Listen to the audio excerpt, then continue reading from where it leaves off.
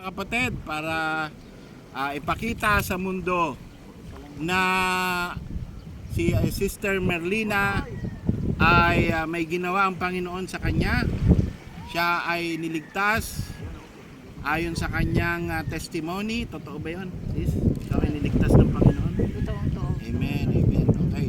So dahil yan ay invisible, ginawa ng Diyos sa iyong puso, papakita natin ang simbolo ng bautismo, simbolo ng kaligtasan sa pamamagitan ng bautismo.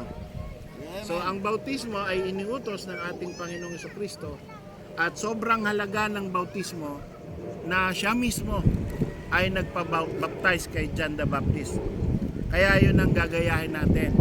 Noong ang Panginoon ay pinautismuhan, sabi rito, and Jesus, when He was baptized, went up straightway out of the water. Ibig sabihin, nung binautismuhan ng Panginoon, hindi wisik lang, hindi buhos lang sa ulo, kundi siya ay isang malaking tao na 30 anyos at siya ay nilubog kasi went out of the water, lumabas mula sa tubig, kaya siya ay nilubog.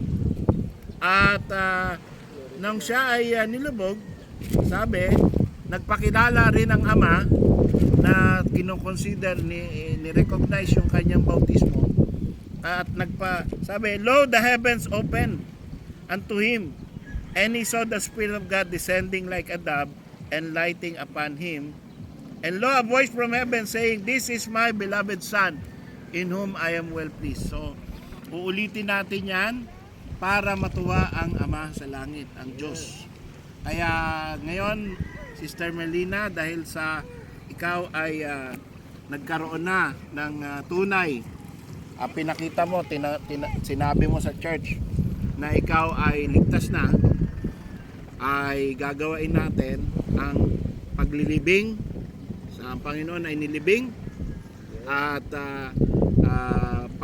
paglabas mo sa tubig, iyon ay simbolo ng pagkabuhay na muli.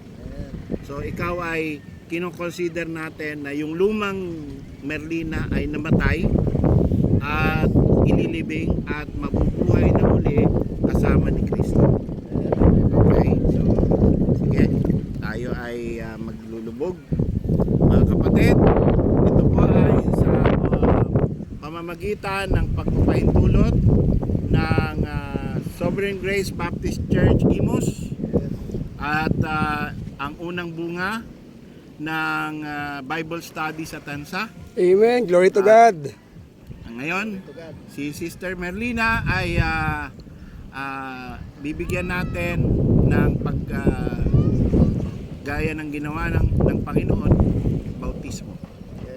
Okay, Sister Merlina, ikaw ay nangangako na magiging faithful sa church, okay, at magiging faithful sa Panginoon. So dahil sa iyong confession of faith, sa iyong sinabi, sa iyong testimony, at sa pagsunod sa utos ng Diyos at sa ordinansa na iniutos sa church na ibautismo lahat ng nagsasabing sila'y ligtas na, ikaw ay inililibing sa tubig ng bautismo. Sige, ilagay mo yung kamay mo sa ilong para hindi pumasok. Yan. Sister Merlina, ikaw ay inililibing ko. Buried with Him in baptism, walk with newness of life. Amen. Congratulations. Ikaw ngayon ay isa ng Baptist. Ikaw ay isa ng baptized Christian. God bless you, sister. Okay?